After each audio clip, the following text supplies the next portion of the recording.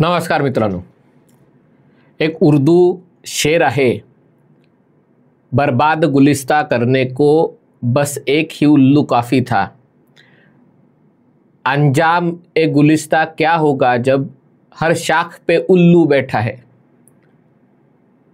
म्हणजे पप्पू लोकांना शोधायला गेलं तर एक शोधायला जावं तर 10 पप्पू मिळतील।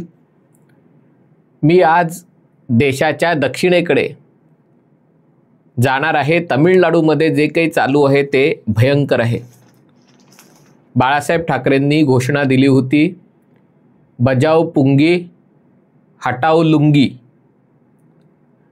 खरोखरच तमिळनाडूमध्ये पुंगी वाजवायची वेळ आलेली आहे।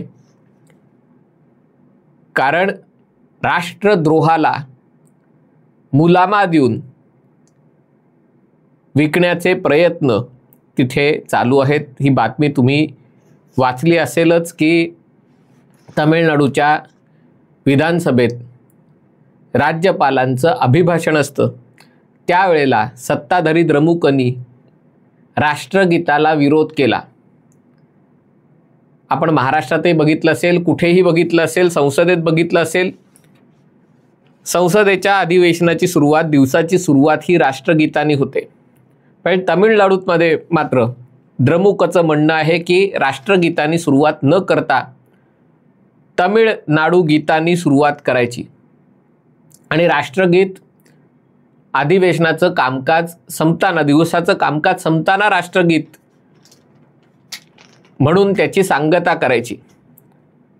याला राज्यपाल RN रवी यांनी विरोध केला। हा बाबासाहेबांच्या घटनेचा अपमान आहे, हा संविधानाचा अपमान आहे, हा राष्ट्रगीताचा अपमान आहे। पण अर्थात द्रमुक किंवा त्यांचे मित्र पक्ष, त्याच्यामध्ये काँग्रेस, उबाटा सेना, नॅशनल कॉन्फरन्स, शरद पवार, त्यांची तर खास दोस्ती सुप्रिया सुळेंची त्या कनिमोळीची, यांना याच्यामध्ये कुठलाही द्रोह वाटणार नाही, स्वाभाविक आहे। तमिळनाडूचं राजकारण ढवळून निघालेलं आहे, आपल्याला माहिती असेलच। काही दिवसापूर्वी तिथे अण्णा युनिव्हर्सिटीची, तिथले अतिशय महत्त्वाची मान्यताप्राप्त विद्यापीठ आहे, तिथे एका तरुणीवर बलात्कार झाला। बलात्कार करणारा सत्ताधारी द्रमुक पक्षाचा समर्थक होता आणि त्यानंतर या प्रकरणाचा तपास करण्याच्या ऐवजी द्रमुक सरकारने जो काही गोंधळ घातला त्याच्यावर न्यायालयानेही ताशेरे ओढलेले आहेत। त्या अभागी तरुणीचं नाव सार्वजनिक करण्यात आलं की हा सगळ्यात मोठा गुन्हा आहे, ते करण्यात आलं आणि एवढं करूनही आपली काही चूक झाली हे मान्य करण्याची त्यांची इच्छा नाही आहे आणि त्याच्यामुळे राज्यात वातावरण ढवळून निघालेलं आहे। पण हे सगळं करत असताना तामिळनाडूचे मुख्यमंत्री MK स्टॅलिन यांनी जी गोष्ट केलेली आहे, वर करणे तिचं कौतुक होतं आहे, पण त्याच्या मागचा जर अजेंडा कळला तर हा देश तोडायचा डाव कसा आहे हे आपल्याला समजून येईल।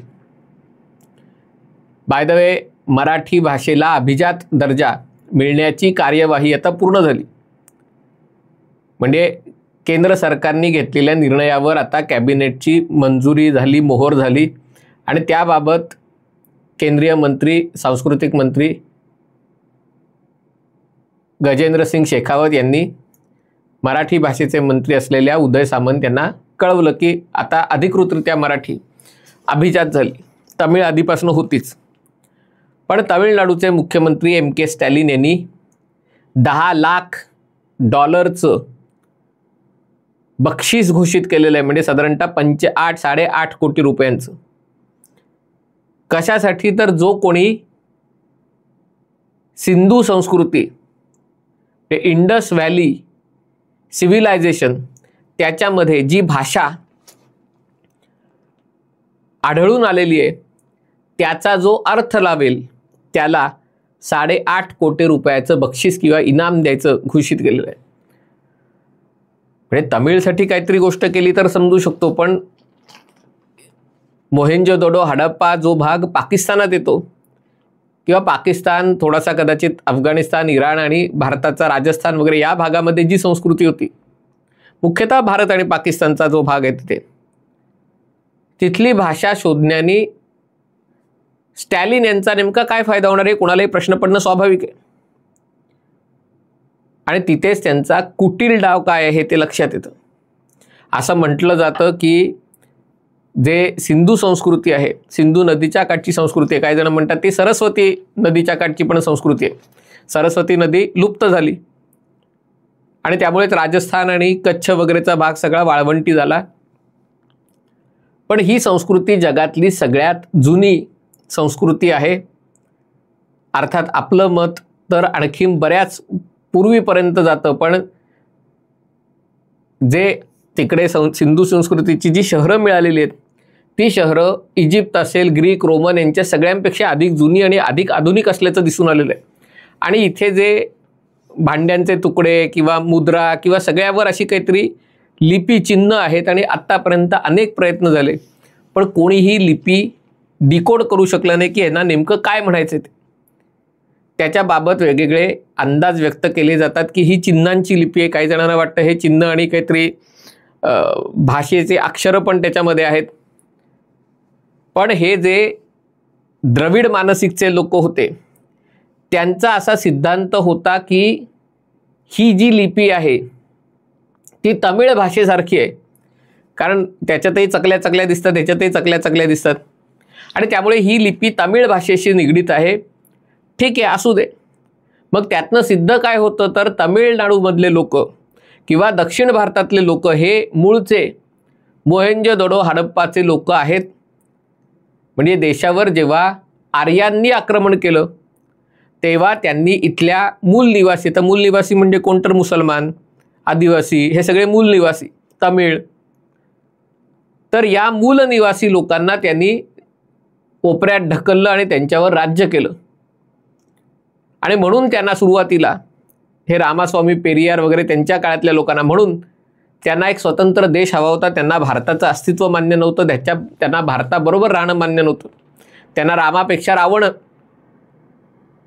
अर्थात तो रावण ब्राह्मण होता हे त्यांना माहिती नव्हतं, कारण हे एकाच वेळेला ब्राह्मण द्वेष्टही होते. हे रावणाचे वडील ब्राह्मण होते, आई राक्षसी होती आणि वडिलांची जात मिळाली तर रावण ब्राह्मण होता. पण ह्या सगळ्यांनी रावण पूजा वगैरे करायला सुरुवात केली होती की आम्हाला राम मान्य नाही, आम्हाला रावण हवा आहे. कारण जे जे भारताशी संबंधित आहे ते नाकारायचा यांनी प्रयत्न केला. प्रत्यक्षात मात्र संस्कृत आणि तमिळ यांचं नातं सख्या बहिणींपेक्षाही घट्ट आहे. काशी आणि तमिळनाडू यांच्यामध्ये असलेले संबंध चोळ साम्राज्याच्या काळात इतक्या उंचीला गेले होते की चोळ राजे स्वतःला गंगा भूमर आणणारा म्हणून अशी त्यांची ओळख होती. पण या सध्याच्या राज्यकर्त्यांना हे मान्य नाही आणि हे बक्षीस अशासाठी जाहीर केलं आहे. मला वाटतं हेही राजकीय. तसं आपल्याकडे सावित्रीबाई फुलेंच्या जोडीला फातिमा शेख म्हणजे हिंदू लोकांना शिकवण्याचं काम, हिंदू बायकांना शिकवण्याचं काम सावित्रीबाई फुलेंनी केलं आणि मुस्लिम बायकांना शिकवण्याचं काम फातिमा शेख यांनी केलं. कोणी काढलं? असंच शोधून काढलं. कारण मुस्लिम समाजाला मान्य होणार नाही की काही हिंदू स्त्रीने आपल्याला शिकवलं म्हणून. आणि मला आश्चर्य वाटणार नाही भविष्यात असं सांगतील की फातिमा शेख यांनी सावित्रीबाई फुलेंना शिकवलं. अशा प्रकारची इतिहासाची विकृती करण्यात महाराष्ट्रातलं जातीयवादी काका आजोबा जे काही म्हणाल ते, हे सगळे प्राथमिक शाळेत असतील तर तमिळनाडूतल्या राजकीय लोकांनी त्याच्यामध्ये PhD केलेली आहे. त्यांचं बोट पकडून हे महाराष्ट्रात हे प्रकार सुरू आहे. आणि त्यामुळे मला तर स्पष्टपणे दिसतंय की हे जे सिंधू संस्कृतीच्या चिन्हांचा अर्थ लावायचं वगैरे हे आहे, वरकरणी असं उदात्त विचाराचं दिसतं की बघा तमिळनाडूचा राज्यकर्ता सिंधू संस्कृतीच्या अक्षरांचा अर्थ लावायला जातोय. पण इथे मला आश्चर्य वाटणार नाही की या सगळ्याचा उपयोग अस्मितेचं घाणेरडं राजकारण करण्यासाठी केला जाईल. म्हणजे आज जी महाराष्ट्रातली वस्तुस्थिती आहे ती तमिळनाडूतली वस्तुस्थिती आहे. तमिळनाडूतही कामगार मिळत नाहीत. उत्तर भारतातनं कामगार घेण्याशिवाय पर्याय नाही. तिथेही हिंदी भाषिक लोक मोठ्या प्रमाणावर स्थायिक व्हायला झालेले आहेत आणि त्याच्याशी त्यांना घ्यावेच आहेत. पण त्यांच्या सेवाही घ्यायच्या आणि त्यांना नावही ठेवायची. आणि ठीक आहे, त्यांना नावं ठेवले तरी बिघडलं नाही, म्हणजे समजू शकतो. पण भारताच्या बाबतचं आपलं ऐक्य त्याच्यात कायम एक किंतू ठेवायचा, हे अतिशय चूक आहे. आणि याचं राजकारण, अस्मितेचं राजकारण करण्यासाठी संशोधनाचा वापर करण्यात येत असेल तर ते निषेधार्ह आहे. हे ते अशासाठी करतायत कारण अण्णामलाई पुन्हा परत आलेले आहेत.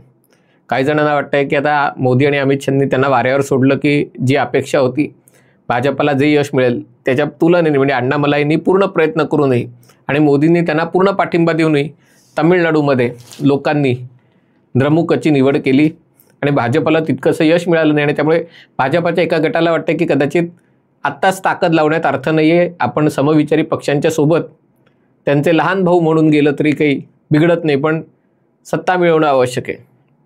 आणि अण्णामलाई यांचा प्रयत्न असा आहे की एकट्याच्या जीवावर आपण द्रमुकला हरवू शकतो आणि त्याच्यासाठी ते प्रचंड मेहनत करत आहेत. त्यांनी आत्ता हा बलात्काराचा मुद्दा लावून धरण्यासाठी ते लोकसभेच्या निवडणुकांनंतर परदेशात उच्च शिक्षणासाठी गेले होते, तिकडनं ते परत आले आणि परत आल्यावर त्यांनी स्वतःला चापकाचे 6 फटके मारून घेतले आणि आत्मक्लेश केले. आणि एवढंच नाही तर त्यांनी प्रतिज्ञा केली की जोपर्यंत हे DMKचं सरकार हटवत नाही तोपर्यंत पायात चपला घालणार नाही.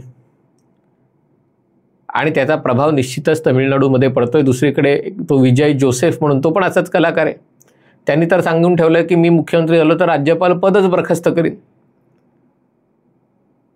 या अशा प्रवृत्ती तमिळनाडूच्या राजकारणात असताना अशा छोट्या घटनांच्या मागचाही अर्थ शोधून काढणं महत्त्वाचं ठरतं.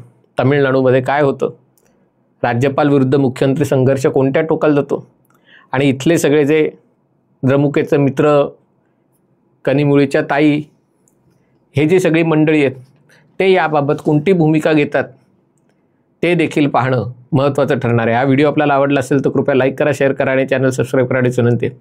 तुर्तास इथेच थांबतो. पाहत रहा MH48.